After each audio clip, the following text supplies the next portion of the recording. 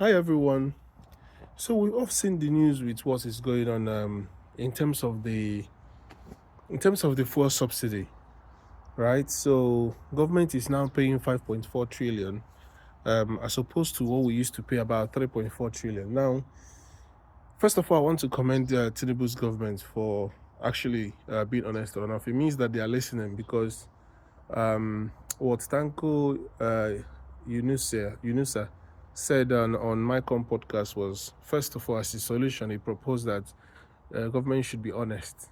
So, yeah, we're happy that you are honest because what happens is that a lot of people in the private sector, the stock market, a lot of people make their assumptions and presumptions based on the information, the news, what they believe the federal government is doing. So if you say there is no subsidy, that's what people will say. That's what people will believe. That's what will run with. I mean, that's what people will make their analysis, their indications with.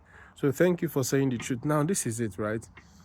It's a mess. It's a very big mess because we've removed subsidy, brought hardship, and going back to subsidy, right? And this is the same thing that Buhari did, and people accused him of removing subsidy multiple times, and still there is still subsidy. And I want to break this down. This seems to be one of the very hardest, or the hardest, the most difficult thing for any government in Nigeria to be able to achieve. And from my education, my experience in my field, I guess you can't do anything without data.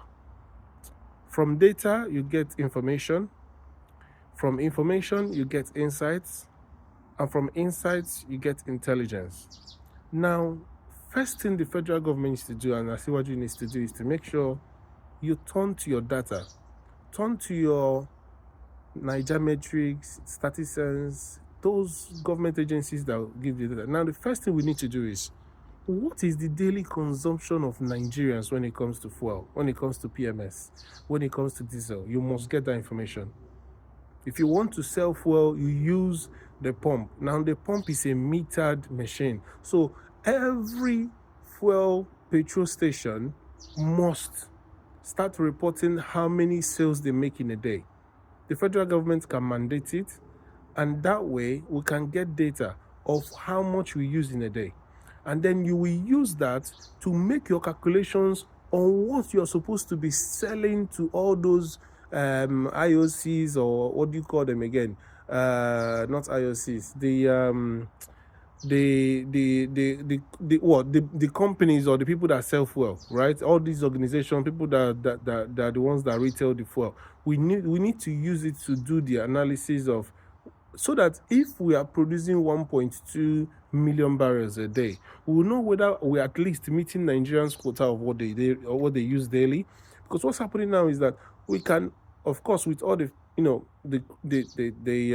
illegal theft of oil and all of that, it's even a challenge to sort of know how much we produce daily. But more so to the point is that we've got a challenge of not even knowing what we need or what we then need to export.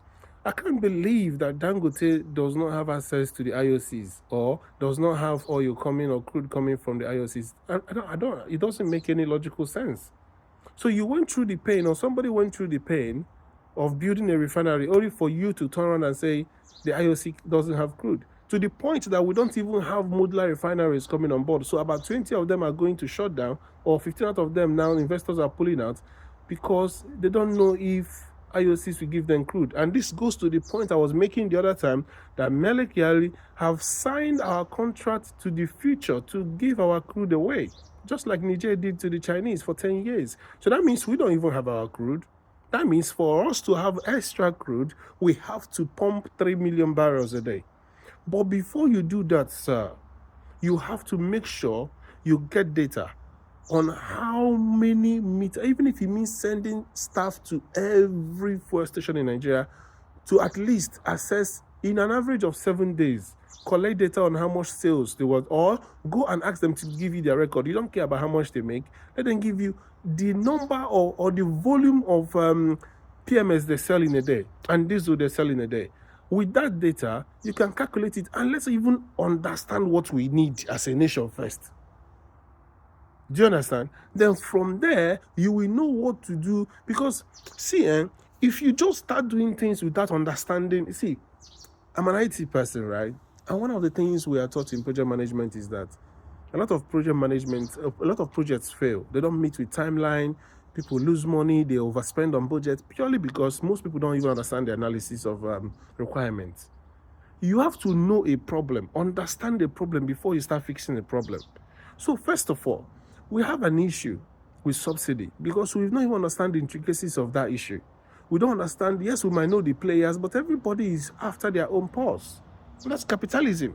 So for you to be on a safe side, to come in and help your own people, first of all, you need to understand the loopholes. For every business, there is a loophole. So this is what I'm trying to say. Understand the data. What do we need daily? What is our daily spend? And that's what you will compare to what is our daily production of crude, which is our main source of income. And with that, any extra you can say, okay, fair enough, give it to Dangote or give it to the modular refineries. Do you understand? So even if NNPC is just about the good that we export, based on agreements that are already signed, which doesn't have anything to do with your federal government, then you need the extra to at least ameliorate the suffering, so you don't have to pay 15 trillion to anybody, or 5 point something trillion to anybody. So please, let's start with data. That is the first thing I want to say. Now, second of all, and this is to any Nigerians that is listening to me or have the privilege to watch this video. As a leader, maybe you get a new job, or maybe you get a new managerial job, or you come into anywhere. The first thing to do is not to go boom and start making decisions from the first day. No. You come in, you maintain status quo. You speak to the right people that are running that organization or running that place. Understand what is as is, what is BAU, what is business as usual. When you understand those processes, you start from stopping the leakages or stopping the negative part of those businesses, or in Nigerians' context, stopping corruption. That's the first thing to do. You come in first, you look at you can do anonymous sampling. Ask people, who do you think, is the issue here? Understand the problem. Do a proper requirement analysis. Do a proper analysis of the problem. Understand what they are saying. Speak to the people. Speak to the staff. Let everybody give you what the challenges are. And then you start by tightening all those holes, all those loopholes, dealing with the negatives, dealing with the corruption. Then after doing that, then you can start moving to the positive. How do we then make as is better than what is to be? Then that's how you start getting to a better solution. So I think this is the problem. These are the missteps of Mr. President, and how be it, any action has a consequence. Sometimes it might not even be proportional to the initial action. Sometimes it might even be worse. So now that we are in this mess, that government is even paying you more, this is what you need to do, sir. Retrace back your stuff. Work on data. Don't just work on hearsay. Don't just work on, this is my friend, this is my loyal follower, this is what is advice. No, work on data. What does data say? Let the expert, let the IT expert, let the data analyst, let the information analyst, which is supposed to be in every ministry. And I don't understand how we said we are merging parastatals and ministries together, and then we have about 40-something more ministries. We said we are merging things together, yet I've not seen that. Government needs to make sure that their words are A and amen. If you say something, you immediately action it. That is what makes a government, right?